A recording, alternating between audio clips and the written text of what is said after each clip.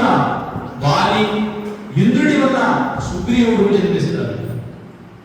స్వయంగా గౌతముడికే పుట్టినటువంటి బిడ్డ అంజన నిర్లక్ష్యానికి గురి అవుతూ ఉండడంతో నాన్నగారితో కంప్లైంట్ పెడుతుంది. నాన్న గౌతమ, వీళ్ళిద్దరూ ఈ వాలి సుగ్రీవులు ఇద్దరు కూడా ఇక్కడ ఉండేటటువంటి పిల్లలు వీళ్ళు నీ సంతతి కాదు వీళ్ళు అనేటువంటి విషయాన్ని చెబుతుంది. అవునా, వీళ్ళిద్దరు నా బిడ్డలు కదా, నువ్వు ఒక్కదానివే నా బిడ్డలు, ఇది ఎట్లా ఏమిటి కదా అని ఆయన పరిశీలన చూసి వాళ్ళ ఇద్దరిని కూడా తీసుకుని పోయి ఒక సముద్రంలో ముంచి తేలుస్తాడు, ఒక శాపం పెడతాడు. నిజంగా మీరు నా బిడ్డలే గానైతే ఎలా ఉంటారు, నా బిడ్డలు కానీ కాకపోతే మీరు వానరులుగా ఉంటారు అని చెప్పేసి చేస్తే సముద్రంలో ముంచి తేలవగానే, నదిలో ముంచి తేలవగానే, నదిలో సముద్రంలో కాదు, ఆ ముంచి తేలవగానే వాళ్ళు వానర ముగ్గురైపోతారు. ఏమి దీనికి కారణం? అప్పుడు అహల్యని అడిగితే అహల్య ఏం చెబుతుంది? ఆ విషయం అంతా కూడా ఇక్కడ ఒక ట్విస్ట్ గా రాశాడు. అక్కడ అలా ట్విస్ట్ గా రాసినటువంటి ఈ కథలో అందరూ ఒక శాపం పెడుతుంది అహల్య. నువ్వు వచ్చేటటువంటి జన్మలో అటువంటి వానరుడికి నువ్వు జన్మనిస్తావు అని చెప్పేసి తన బిడ్డకు అహల్య అందరికి శాపం పెడుతుంది. అలా అందరికి పుట్టినటువంటి వాడే ఆంజనేయుడుగా మనకి ఇక్కడ కనిపిస్తాడు. దీనికి అనేకమైన కారణాలు రాస్తున్నాడు. ఎందుకు అలా వాళ్ళిద్దరూ కూడా ఆమెకు జన్మించారనే విషయం మరి కాలాతీతం అవుతుందని చెప్పేసి మిత్రులు చెప్పాడు కనుక వేరే విషయంలోకి పోతూ, అందుకనే ఆయన రచనలు ఒకసారిగా మనం పట్టుకోవాలి. రచనలు పట్టుకుంటే ఆ ట్విస్ట్ ఏమిటో పుస్తకం చదివినటువంటి వాళ్ళకి తెలుస్తుంది. ఇకపోతే ఆకాశవాణిలో సమస్య పూరణం. మామూలుగా ఇప్పుడు అయితే మనకు పేపర్లు ఉన్నాయి, టీవీలు ఉన్నాయి, అన్ని రకాలుగా ప్రచార మాధ్యమాలు ఉన్నాయి. కానీ ఒకప్పుడు గ్రామీణులకు, ఇప్పటికి గ్రామీణులకు కూడా ఎక్కువ భాగం ఆకాశవాణినే. అందులో కవులకు ప్రత్యేకించి సమస్య పూర్ణం అనేటువంటి కార్యక్రమం జరిగేటటువంటి అటువంటి సమస్య పూర్ణాలు చేసేవారు. సమస్య ఒకరిస్తే పూర్ణం మరొకరు చేస్తారు. అది నిజంగానే సమస్య వినడానికేమో ఇబ్బందికరంగా ఉంటుంది, వినడానికి ఇబ్బందికరంగా ఉంటుంది. అర్థం చూస్తామా పెడార్థంగా ఉంటుంది. ఇచ్చేది మాత్రం మహాకవి, రాసేది సైతం మంచి కవులే పూర్ణం రాసేది. అటువంటి సందర్భంలో ఒక మాట ఇక్కడ, ఇది పెడార్థం ఉంటుందని ముందుగా చెప్పాను, ఇబ్బందికరంగా ఉంటుందని చెప్పాను. ఆ ఇబ్బందికరమైన మాట ఒకసారి మన సుభ్రజ్యోత్స్న గారికి ఒకరిస్తే, అంటే అందరూ రాయొచ్చు, సుభ్రజ్యోత్స్న గారు ఒక పూర్ణ చేశారు. సమస్య ఏమిటంటే బెల్లము ఆడించుచుండే మా పిల్లవాడు, బెల్లము ఆడించుచుండే మా పిల్లవాడు అనేటువంటి సమస్య ఇచ్చారు బోధపురి వారు మామూలుగా ఆకాశవాణిలో.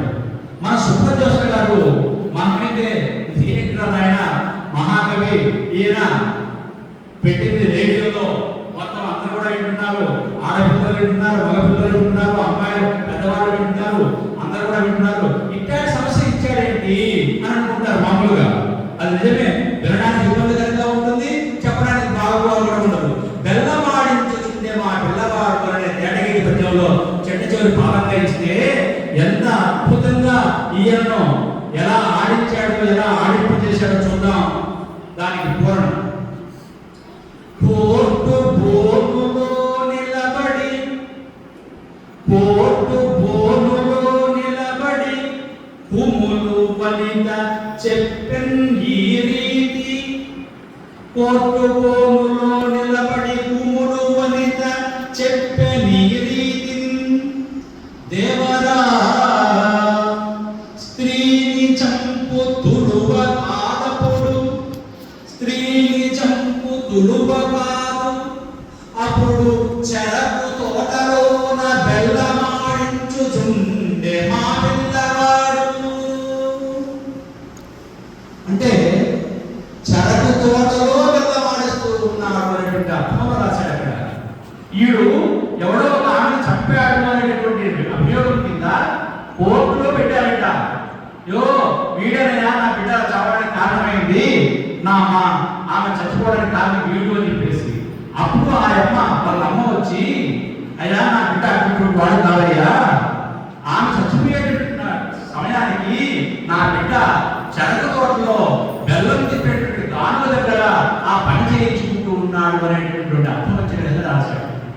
ఎంత ఊహ ఒక్కసారిగా చూడండి.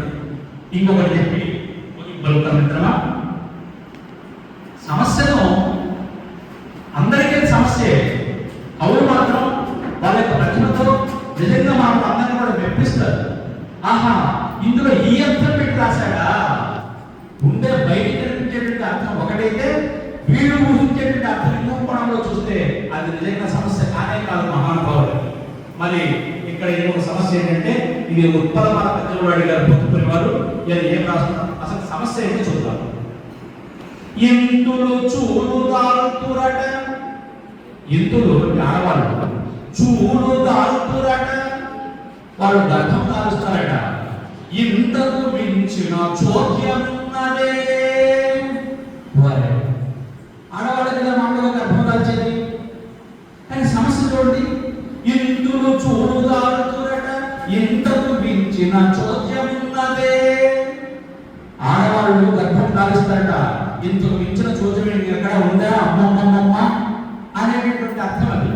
మరి ఈయన దాన్ని ఎలా పూజిస్తాడు అనే విషయం ఒకసారిగా చూస్తే, ఆ కాల పరిస్థితులు మరి ఎలా అప్పట్లో ఎలా ఉండదో ఆయన ఎలా ఊహిస్తున్నాడు చూడండి.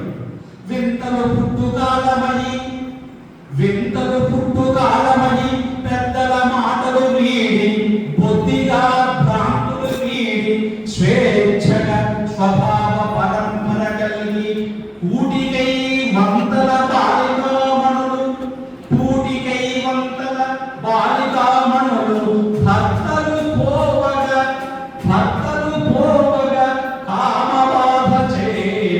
ఇంతులు చూడు దాల్తురట, ఇంతకు మించిన చోద్యమున్నదే.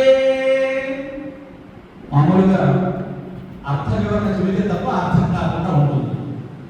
ఆడవాళ్ళు గర్భం దాల్చుతారట, ఇది మించిన చోద్యం ఏమన్నా ఉందా అని అంటే, అవునయ్యా ఎందుకు గర్భం దాల్చదు, ఇదిగో ఇలా గర్భం దాల్చుతారు అని చెప్పాడట. నిజంగా పిల్లలు పుడుతున్నాయి కాలంలో, పెద్దల మాటలు పట్టించుకోవడం పిల్లలు బొత్తిగా వాళ్ళ యొక్క భ్రమలో వాళ్ళు బతికిపోతున్నారు. నాకు పిల్లెందుకు, నాకు ఇల్లెందుకు, నాకు అదెందుకు అంటూ స్వేచ్ఛగా తిరిగిపోయేటటువంటి పిల్లలు ఉన్నారు. అటువంటి స్వేచ్ఛగా తిరిగేటటువంటి సందర్భంలో కూటికి బాధపడుచు ఉండేటటువంటి బాలిక మనులు కొద్ది మంది భర్తలు పోయారు. భర్తలు పోవగా కామ బాధ చేర వాళ్ళు గర్భం ధరించారు అన్నాడు. ఏమిటయ్యా అంటే, కామము అనేటటువంటి బాధ, భర్తలు పోయారు, వాళ్ళ కూడి పెట్టే వాళ్ళు ఎవరున్నారు, కూడి సంపాదించి పెట్టేవాళ్ళు లేరు కదా. అటువంటి బాధ చేత వాళ్ళు ఆ లోపల పెట్టుకొని ఉన్నారు ఆ బాధనంతటిని అని చెప్పాడు అక్కడ. అంటే భర్తలు పోయారు, వాళ్ళు కూడి సంపాదించి పెట్టేటటువంటి వాడు చేయడం కూడా లేరు, ఏం చేస్తాం, కాలం ఎలా అయిపోయింది అనేటువంటి విషయము, ఆ బాధ అనేటటువంటి గర్భము వాళ్ళ లోపల ఉంది అని చెప్పినారు. అది అక్కడ విషయము. అంతేగాని అది ఏమాత్రం చోద్యం కాని విషయం కాదు, చోద్యమే. బాధ ఉంది, మనకు కూడా ఆసక్తి ఒక గంట ఇట్లాగే మాట్లాడితే మనలో వచ్చి కూర్చుంటుంది. ఏంటి ఆ బాధ? కానీ ఇక్కడ ఏ బాధ, కామము అనేటువంటి బాధ అని చెప్పాడు. ఎందుకు వాళ్ళందరూ కూడా బాధ్యత ఉన్నారు, బాధ్యత ఎందుకు బాధపడుతున్నారు, భర్తలు పోయారు కాబట్టి. ఎంతటి అర్థం వచ్చేలాగా, ఎంత చమత్కారంగా పద్యాలు పూజించడం అంటే సమస్యలు ఇచ్చి, నిజంగా అది కవులకు చాలా ఆలోచన శక్తి మేరకు ఉంటేనే రాయగలరు తప్ప చాలా కష్టం లేకపోతే. ఇకపోతే వినాయక వేదాలైనటువంటి హాస్య నాటకాన్ని సైతం రాశారైనా, శ్రీ శివరామామృతం అనేటువంటి కథాకావ్యం కూడా రాశారు. పాడుకో హాయిగా అనేటువంటి దాంట్లో అద్భుతమైనటువంటి పద్యాలను చాలా వందల పద్యాలు రాశాడైనా. అందులో భాగంగా కేవలం ఒక్కటి మాత్రమే చెప్పి మిమ్మల్ని మీతో ఈ సమావేశాన్ని ముగింపు పలుకుతామని చెబుతున్నా. కరెక్ట్గా ఇప్పుడు నేను ప్రారంభం చేసి గంట వింటామా, నాకు తెలుస్తుంది. నేను ఉపాధ్యాయుడు కనుక 50 నిమిషాలు అయితే మంచిగా కోసం వెతులాడుతూ ఉంటాం. ఎందుకంటే గంట అయిపోయింది, నాకు అప్పుడు సమయం ఏమి తెలిసింది. మరి పాడుకో హాయిగా, బాగా పాడుకోమంటాడు. పడుకోవడానికి టైం లేకపోతే జనానికి ఇక పాడుకోవడానికి ఎక్కడ టైం ఉంది ఒకసారి గమనించండి. ఏం సార్ పడుకోవడానికి టైం లేదా? ఒకసారి చూడండి పిల్లల్ని, రాత్రి పొద్దుపోయేటో ఇప్పుడు 12 గంటల దాకా నిద్రపోతున్నారు, 12 గంటల వరకు నిద్ర వెలుగుతూ ఉంటారు, 12 గంటల పొద్దు లేవకుండా ఉంటున్నారు. నిజమే కదా సార్ చెప్పండి? అటువంటి పరిస్థితి ఉంది. మరి ఎక్కడ వరకు పాడుకుంటారు? మరి ఈయనేమో పాడుకో హాయిగా అంటున్నాడు. మరి హాయిగా ఎలా జాగ్రత్త సీసపచ్చి పసిబిడ్డ ఆకలి పసిగట్టి పసిబిడ్డ ఆకలి పసిగట్టి మును మున్నె పొదుపు గిన్నెల పాలు పోసెనెవడు. అర్థమవుతుందమ్మా ఈ తెలుగు పద్యం మీరు మనసు పెట్టేటట్టే తప్ప అర్థం కాదు.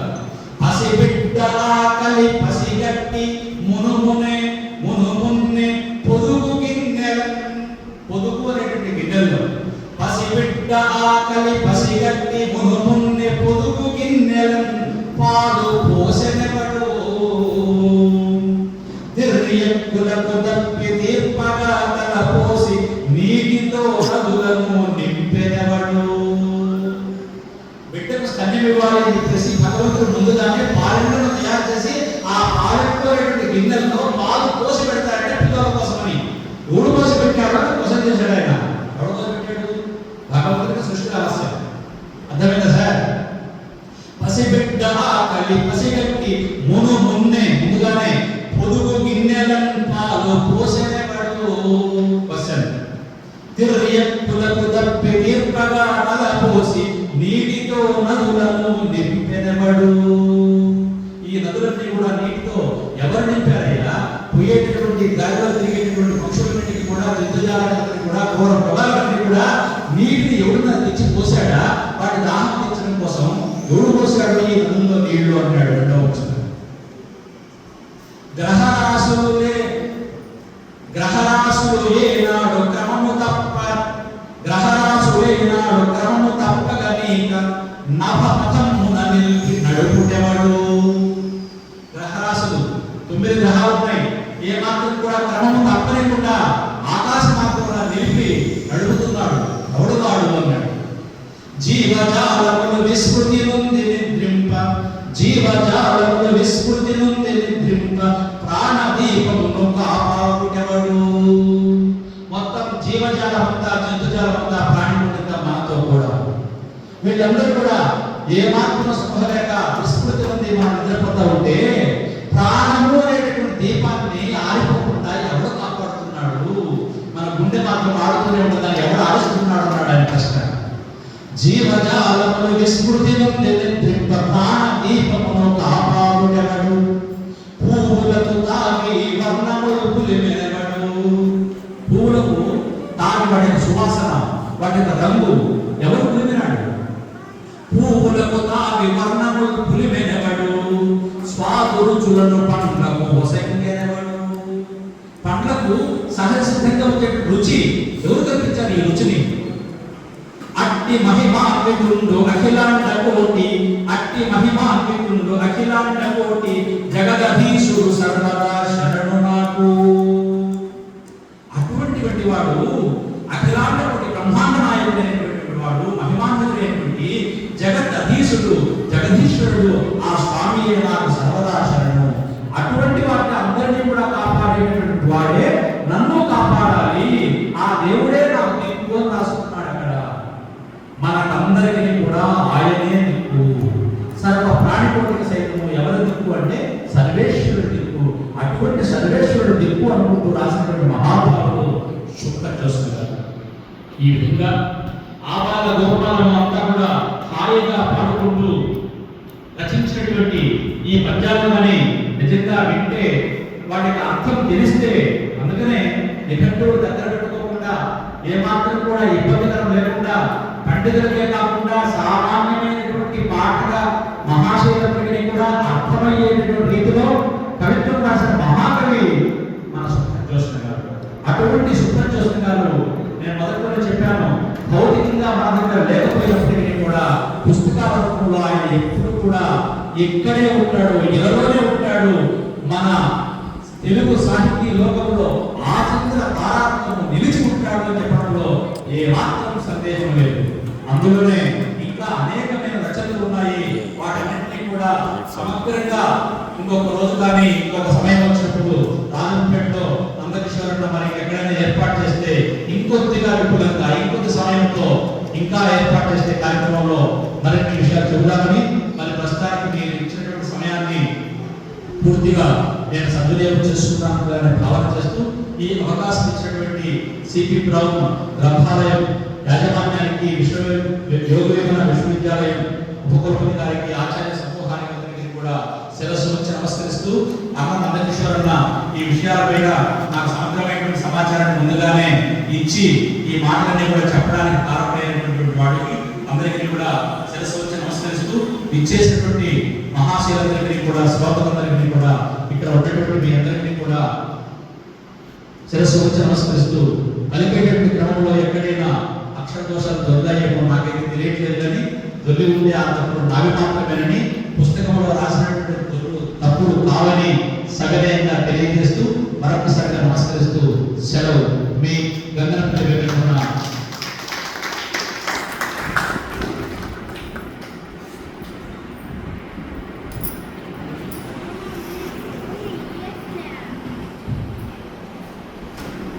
సుమారు గంట 10 నిమిషాలు సుబ్రజోష గారిలో ఒక అభ్యుదయ కవి ఉన్నాడు. వారిలో లోక కళ్యాణం కోసం వారి రచనలు మనకు అందించాలని చెప్పి ఒక కొత్త కోణంలో వారి రచనలు కూడా చక్కగా పరిచయం చేసినటువంటి గంగనపల్లి వెంకటరమణ ప్రత్యేకంగా ధన్యవాదాలు తెలియజేస్తూ ఈ అంశంపై మనమందరం కూడా ఒక కాసేపు చర్చించుకుంటాం. ముందుగా మా గ్రంథాలయ సహాయకులు ఎం రమేష్ గారు మాట్లాడారు.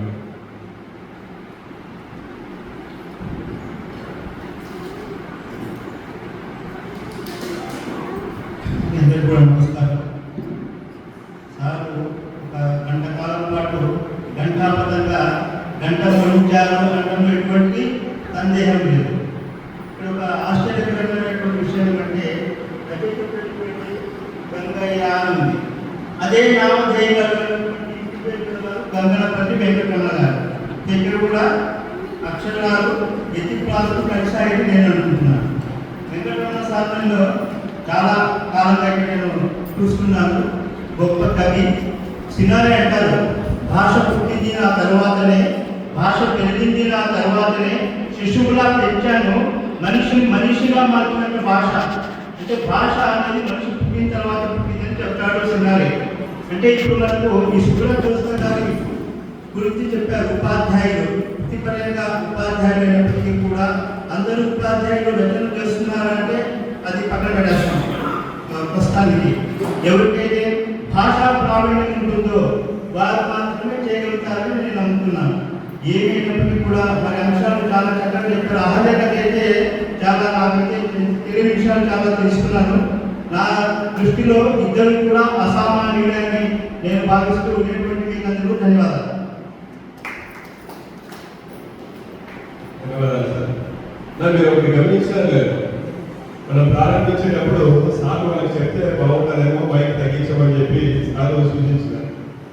మీ మైక్ శబ్దం వెళ్ళిన తర్వాత వాళ్ళే తగ్గించుకొని పూర్తిగా ఆగిస్తున్నారు. చక్కగా సాయి మీద ఆదర్శంగా మనకి లేకుండా పోయింది.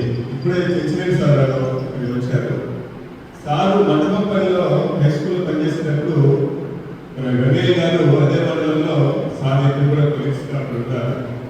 1976 ఆ ప్రాంతంలో ఈ మన కడప జిల్లాలో కడప జిల్లా రచయితల సంఘం అని చెప్పి జాతీయ ధర్మశాస్త్రి గారు అయితే వల్లెవాళ్ళ గోపాలరెడ్డి గారు లాంటి వాళ్ళ అధ్యక్షతన చాలా చక్కగా శ్రీశ్రీ లాంటి గొప్ప గొప్ప వాళ్ళందరినీ కూడా మన కడప కళ్ళతో చూపించారు. ఆ రోజు కడప జిల్లా రచయితల సంఘం అంటే చాలా విరాజమైపోయింది. మొత్తం అన్ని జిల్లాలు కూడా ఇది ఒక ఆదర్శంగా నిలిచింది ఆ రోజుల్లో.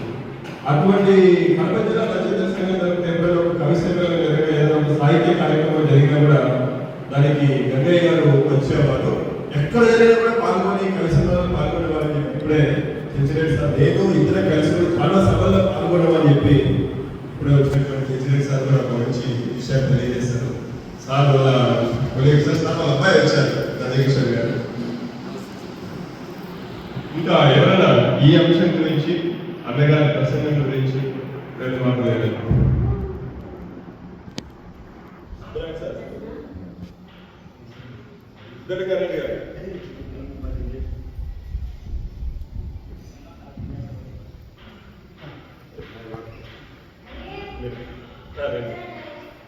సుబ్రజోష గారు వాళ్ళ అబ్బాయి నందకిషోర్ గారు వారు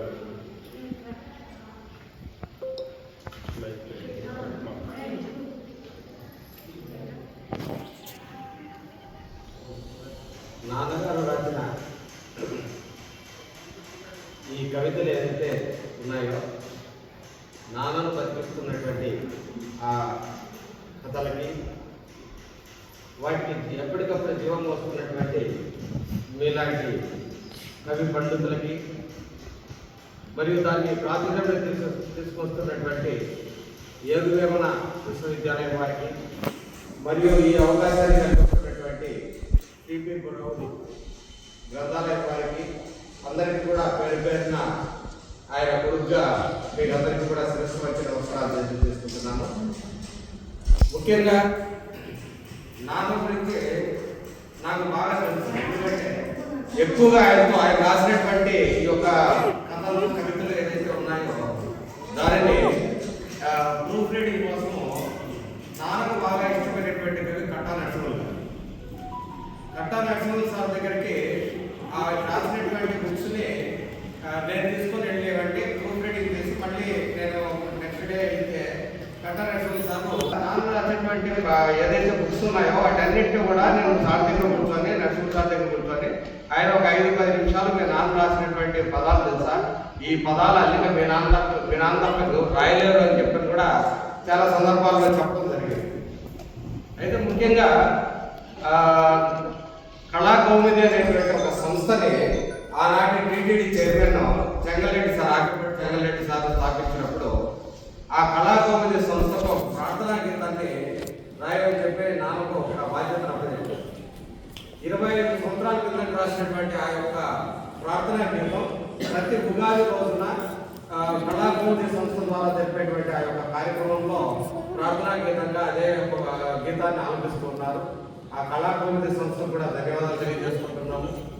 మరి ఈరోజు ఇంత చక్కగా నాన్న కథల్ని ఆయన రాసినటువంటి భావాల్ని వ్యక్తీకరించడంలో గంగనపల్లి రమణ సార్ని ఈ సందర్భంగా మేము పాదాభివందనం చేసుకుంటున్నాం సార్ మీకు ముందుగా. ఎందుకంటే నాకంత ఇంట్రెస్ట్ లేకపోయినా పట్టువాదన విక్రమార్కుడిలాగా అన్నా మీరు తయారు చేయండి నాన్న కంటెంట్ తయారు చేయండి అని చెప్పని నా దగ్గర నుంచి ఏదైతే పని చేయించారో దానికి నిజంగా నేను ధన్యవాదాలు తెలియజేసుకోవాలి. ఎందుకంటే నాన్న రాసినటువంటి ప్రతి ఒక్క బుక్కుని కూడా వెతికి వాటిలో ఉన్నటువంటి భావాలు, ఆ భావం ఏంటి, ఎలా ఉంది అనేటువంటిది అన్నీ కూడా నేను సమకూర్చి ఒక 6-7 పేజీల దాకా తయారు చేసి గుర్తంగా నేను సార్కి ఇవ్వడం జరిగింది. అట్లాగే ఆయన రాసినటువంటి కొన్ని బుక్స్ను కూడా సార్కి అందజేయడం జరిగింది. ఆ తర్వాత మా నాన్నగారు వాళ్ళు ముగ్గురు అన్నదమ్ములు, ఒక అక్కగారు నాన్నగారికి, మొత్తం 4 వాళ్ళు. మా జయజాన వాళ్ళ సంతానం 4. దాంట్లో మా మేనత్త గారి వాళ్ళ కొడుకు కూడా ఇక్కడికి రావడం జరిగింది, మురళీకృష్ణ. సో చిత్తూరు నుంచి రావడం జరిగింది. అయితే ఈ విధంగా గ్రంథం తయారు చేయడంలో ఈ ముగ్గురు కూడా ఎవరైతే వీళ్ళ అన్నదమ్ములు ఉన్నారో చిన్న మారుమూల ప్రాంతం, అప్పట్లో కులంపేట మండలంలో అనంతపల్లి అనేటువంటి ఒక చిన్న మారుమూల ప్రాంతం.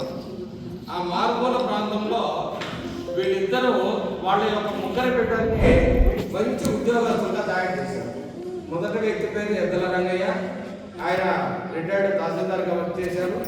తర్వాత రెండవ వ్యక్తి ఉపాధ్యాయుడిగా డ్రాయింగ్ మాస్టర్గా ఎద్దల చెంగయ్య గారు డ్రాయింగ్ మాస్టర్గా చిత్తూరు మండలంలో ఎక్కువ కాలం పనిచేశారు. ఆ తర్వాత మూడో వారు నాన్నగారు, అత్తగారు సెటిల్మెంట్లో బొమ్మ చెంగయ్య మా మామగారికి ఇచ్చి వివాహం చేయడం వాళ్ళ యొక్క ఫ్యామిలీ అంతా. తర్వాత చివరిగా నాన్నగారు కవి. మా పెద్దనాన్న ఎవరైతే పెద్ద ఉన్నాడో రంగయ్య, ఆయన కళాకారుడు, నాటకాలు బాగా వేసేవాడు మా పెద్దనాన్న. తర్వాత రెండవ ఆయన మా పెద్దనాన్న ఎద్దల చెంగయ్య గారు, మూడవ వారు చెంగయ్య గారు మా నాన్నగారు. వీళ్ళ ముగ్గురికి అయితే ఇప్పుడు కాలక్రమేణా వాళ్ళ ముగ్గురు కూడా ఎవరు లేరు. మా పెద్దమ్మలు, మా నాన్నగారు, మా అమ్మలు ఎవరు లేరు, అందరూ కూడా దేవుడి దగ్గర నివాసం ఉన్నారు.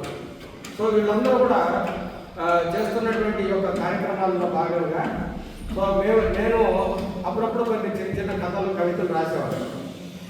నాన్న చనిపోయిన తర్వాత, పెద్దనాన్నగారు చనిపోయిన తర్వాత ఒక చిన్న కవిత రాయడం జరిగింది. అదేంటంటే ముందుగా వెళ్ళినటువంటి మా పెద్దనాన్న ఎద్దల చెంగయ్య గారు డ్రాయింగ్ మాస్టర్, ఆయన ముందుగా అక్కడ పరిసరాలను అంతా కూడా పరిశీలించి స్వర్గలోకం ఎలా ఉంటుంది అనేటువంటి విధంగా మొట్టమొదటిగా మా పెద్దనాన్ని తీసుకొని వెళ్తే దేవుడు, ఆ తర్వాత రెండవ వ్యక్తిగా మా నాన్న తీసుకొని వెళ్ళాడు. వీళ్ళిద్దరి యొక్క అవినాభావ సంబంధం గురించి ఒక మాటలో చెప్తాను.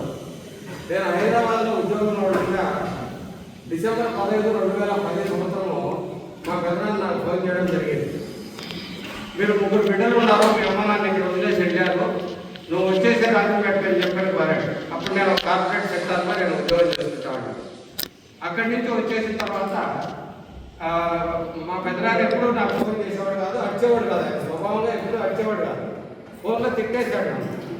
ఫోన్లో తిట్టేస్తానే నేను వెంటనే ఒక 10 రోజుల్లో నేను ఉద్యోగము రాజంపేటకు ట్రాన్స్ఫర్ చేసుకొని నేను రాజంపేటకు రావడము, తర్వాత అక్కడ నేను ఉద్యోగం చేసుకుంటూ తర్వాత ఉద్యోగానికి రాజీనామా చేసి తర్వాత రాజంపేటలోని ఒక సంస్థలో సొసైటీ స్థాపించి సుబ్రత్ జోసఫ్ ఎడ్యుకేషనల్ సొసైటీ అనేటువంటి ఒక సొసైటీ స్థాపించి దాంట్లో ఫ్యూచర్ మైండ్ స్కూల్ అనే ఒక స్కూల్ని స్టార్ట్ చేయడం జరిగింది.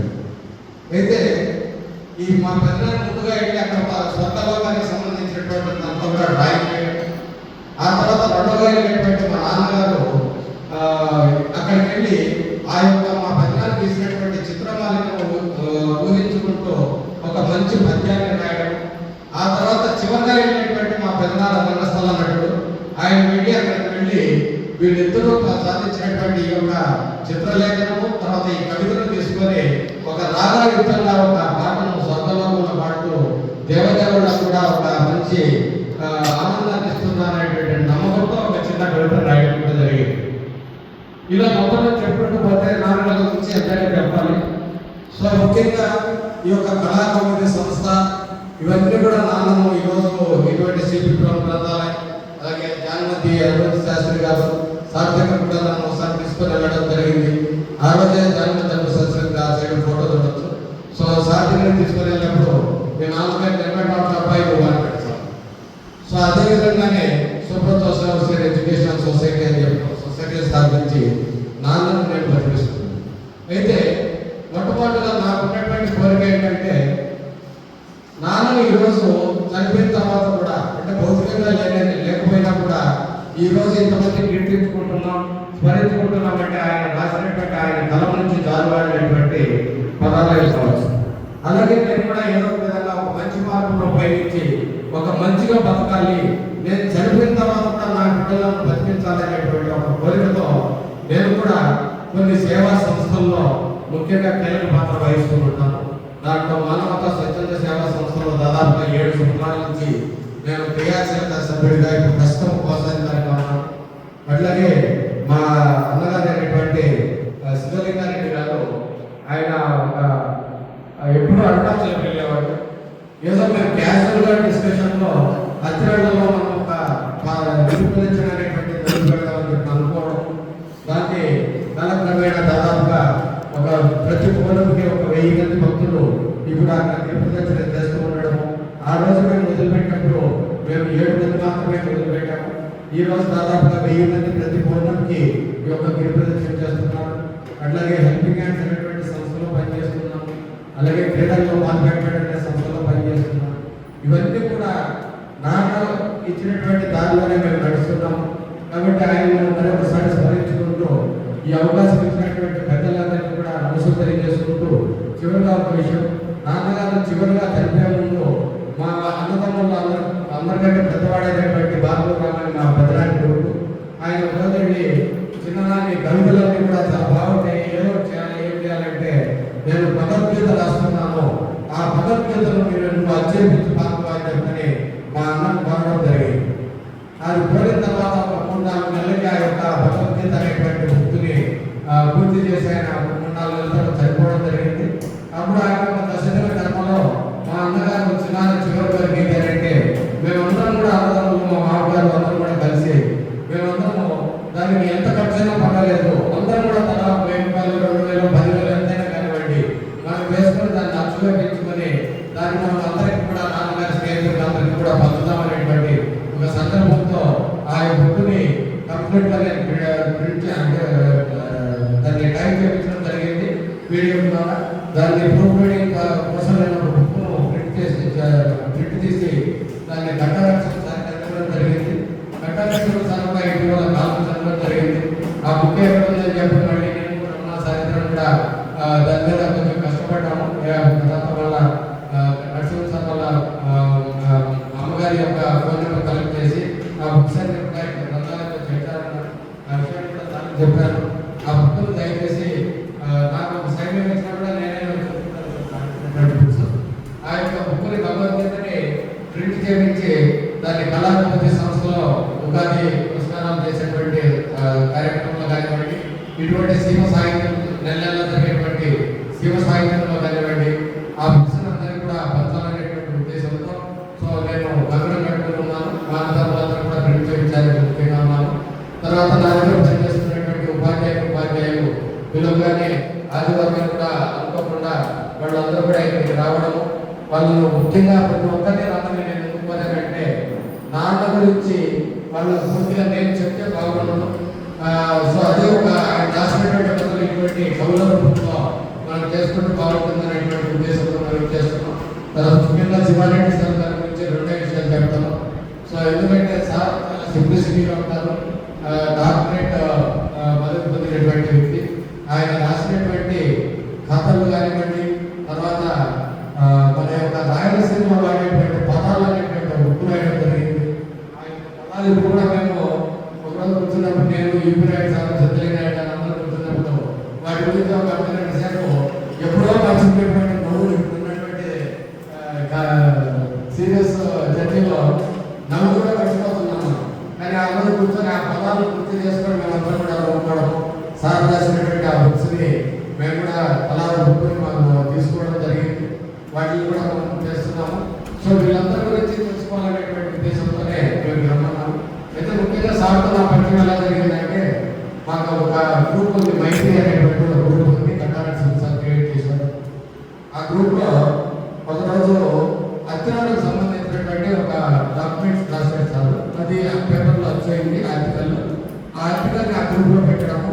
ఆ తర్వాత నేను చూసి వెంటనే సార్కి నెంబర్ కలిగి ఆ యొక్క వాట్సాప్ గ్రూప్ నుంచి నెంబర్ తీసుకుని సార్ ఫోన్ చేసి మేము ఫలానా సార్ అయితే మీరు ఉప్పు తయారు చేయండి సార్ అని అంటే, ఆ తర్వాత నేను చెప్పడం మర్చిపోయాను. ఒక నెల తర్వాత సార్ ఫోన్ చేసి సార్ మీ బుక్ రెడీ అయితే రైట్ సార్ తీసుకుని మొదలు. సరే మేము అందరం వచ్చాము, మా అక్కడ వాళ్ళందరూ కూడా వచ్చాము. మాకు కూడా తెలియనటువంటి చాలా విషయాల్ని ఆ బుక్లో మేము తెలుసుకోవడం జరిగింది.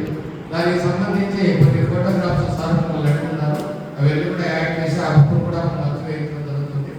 అట్లా మాకు సార్తో పరిచయము, తర్వాత మా కమిటీ కూడా సార్ ఇప్పుడు కూడా సహకరిస్తూ ఆ యొక్క బుక్ని చాలా చక్కగా చెప్తున్నారు. వారికి ధన్యవాదాలు తెలియజేసుకుంటూ, మరి ముఖ్యంగా నందనకల్గా ఎక్కడ ఉన్నా సారు ఆయన రాజంపేటలో ఒక గొప్ప కవిగా నేను భావిస్తూ ఉంటాను. ప్రతి విషయాన్ని కూడా నేను షేర్ చేసుకుంటూ ఉంటాను. ఏదైనా కూడా మొట్టమొదటిగా నేను సార్ చెప్తూ ఉంటాను. ఎందుకంటే సరైనటువంటి నీతితో కూడినటువంటి సలహాలు సూచనలు నాకు అందిస్తారు కాబట్టి నేను ప్రతి విషయాన్ని సార్తో పంచుకుంటూ ఉంటాను, ఏ విషయమైనా కానీ. అట్లాగే నా మీద నమ్మకంతో వాళ్ళ పిల్లలిద్దరినీ కూడా మా స్కూల్లోనే జాయిన్ చేయించడం జరిగింది. మనకి ప్రత్యేకంగా ధన్యవాదాలు తెలియజేసుకుంటూ, నాన్న గురించి చెప్పేటప్పుడు కొన్ని పద్యాలు పాడేటప్పుడు నేను చాలా ముఖ కవలికలు గమనించాను. దాంట్లో ఉన్నటువంటిది ఎంత ఆనందంగా పాడుతున్నాడంటే నిజంగా ఇంకా వేరే వాళ్ళు అయితే అంత చక్కగా చెప్పలేదని అనిపించే విధంగా చాలా చక్కగా ఎమోషన్తో దానికి సంబంధించినటువంటి హావభావాలతో ఆ యొక్క పద్యాలను ఆలోచించడము, తర్వాత నేను నా ఎల్లి అనేటువంటి ఒక పద్యాలు కానివ్వండి, అన్నమయ్య కీర్తనలు కానివ్వండి, ఇవే కాకుండా నేను డిగ్రీలో చదివేటప్పుడు నాన్న కొన్ని పాటలు సినిమాలకు కూడా కొన్ని పాటలు రాయడం జరిగింది. దాంట్లో ఒక పాటను రాయడం జరిగింది. ఆ పాట నాకు ఇప్పటికీ కూడా గుర్తుంది. దాన్ని ఆనాటి గాయకుడు నవకాంత్ గారు దాన్ని ఆలపించడం జరిగింది తిరుపతి స్టూడియోలో. ఆ యొక్క పాట తల్లి నన్ను గన్న నా తల్లి, నన్ను గన్న నా కల్పవల్లి, తల్లి నన్ను గన్న నా తల్లి అనేటువంటి ఒక పాటని నేను డిగ్రీ చదివేటప్పుడు యూనివర్సిటీలో ర్యాగింగ్ అనేటువంటి దాని మీద ఒక నాటక రూపంలో ఒక నాటకం రాశాను ర్యాగింగ్. అయితే ఈ పాట విన్న తర్వాత ఏం చేశానంటే ఆ ర్యాగింగ్ లో ఒక చెల్లెల పాత్ర క్రియేట్ చేసి ఆ ర్యాగింగ్ చేసినప్పుడు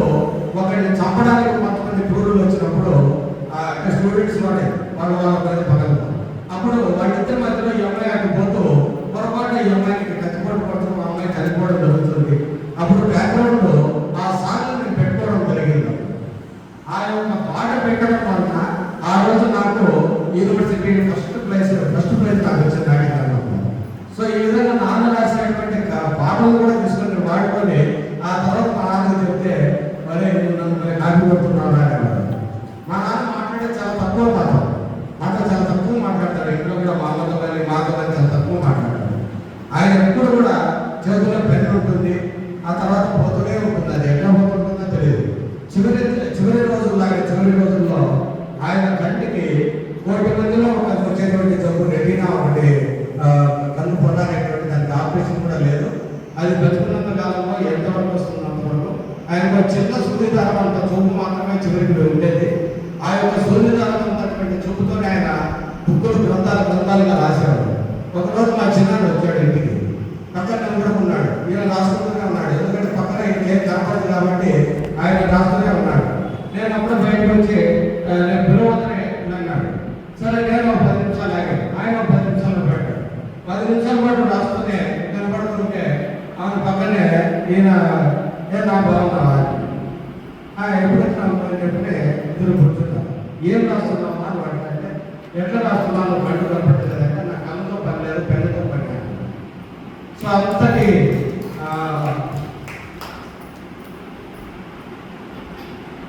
భావజాలంతో ఆయన చివరి క్షణంలో కూడా ఈ యొక్క కవితను రాసి ఈరోజు ఆయన సజీవంగా మనమందరం నిలబడ్డాడంటే అది ఆయన ఒక గొప్పతనంగా నేను భావిస్తున్నాను. సో ఆయనకు మరొకసారి నాకు భూమి మీద జీవం పోసి నన్ను బతికించి నన్ను పెద్దవాడిని చేసినటువంటి నా తల్లిదండ్రులు స్మరించుకుంటూ వారిద్దరికి బాధాబంధాలు తెలియజేసుకుంటూ నా తోడుకుని నా మిత్రుల్ని నాతో పాటు నడుస్తున్నటువంటి పెద్దలకు, తర్వాత నాతో పాటు నడుస్తున్నటువంటి స్నేహితులకు, పిల్లలకు, నా యొక్క ఉపాధ్యాయులకు, తర్వాత ఈనాటి కార్యక్రమానికి ఈ వేదిక ఏర్పాటు చేసినటువంటి డాక్టర్ సుబ్బారెడ్డి సార్ గారికి, ఇక్కడికి విచ్చేసినటువంటి పెద్దలందరికీ కూడా శిరస్సు వంచి నమస్కారాలు చేసుకుంటూ గంగపల్లి రమణ గారిని మళ్ళీ జీవితాలను గుర్తుపెట్టుకుంటామని చెప్పి తెలియజేసుకుంటూ ఈ అవకాశం ఇచ్చినటువంటి మీకు అందరికీ కూడా ధన్యవాదాలు తెలియజేసుకుంటున్నాను. నాన్నగారు సాహితీ లోకంలో ఉన్నంత వరకు మీరందరూ ఉంటారు, నేను కూడా ఉంటానని ఈ సందర్భంగా చెబుతున్నాం. ఎందుకంటే నాన్నగారి పట్ల అభిమానం మాకు బాగా తెలుసు. ఆయన మహాకవి, ఖచ్చితంగా సంతోషం. నిజానికి మన శీర్షిక కూడా సుబ్రత్ జోష్ణ గారి జీవితం సాహిత్యం. అన్నగారు సాహిత్యం వాళ్ళు ఎక్కువ చెప్పినా కూడా మీరు నోటి చాలా వరకు చాలా విషయాలు తెలియజేశారు సార్. కంటి చూపు కనపడాలి స్థితిలో కూడా నా పెళ్ళే నన్ను నడిపిస్తారని చెప్పుకోగలిగిన గొప్ప వ్యక్తి అంటే ఈరోజు నిజంగా ఒక ఆనందాన్ని మనం ఆనందాన్ని ఈ ఆటగారితో ఇక్కడ పంచుకోగలిగాము. మహనీయుని మనం తిరిగి గుర్తు చేసుకోగలిగాము ఈ వేదిక ద్వారా. మన ఆత్మకాన్ని కలిసి ఇచ్చేసి చక్కటి ప్రసంగాన్ని అందించినాడు వెంకటపల్లి వెంకటరామయ్య గారికి, ముఖ్యంగా సుబ్రత్ జోష్ణ గారి కుటుంబ సభ్యులకు, మాస్టర్లు, ఉపాధ్యాయులు ఈ కార్యక్రమానికి వచ్చేసిన పెద్ద సాహిత్యవేత్తలందరికీ, సుందరి గారు బయలుదేరి వచ్చేసారు. కానీ పెద్దగా వచ్చేసాను ఫస్ట్ అని చెప్పేసి రాయపూర్ నుంచి వచ్చారు. కార్యక్రమానికి వచ్చేసి మీ అందరికీ కూడా ధన్యవాదాలు తెలియజేసి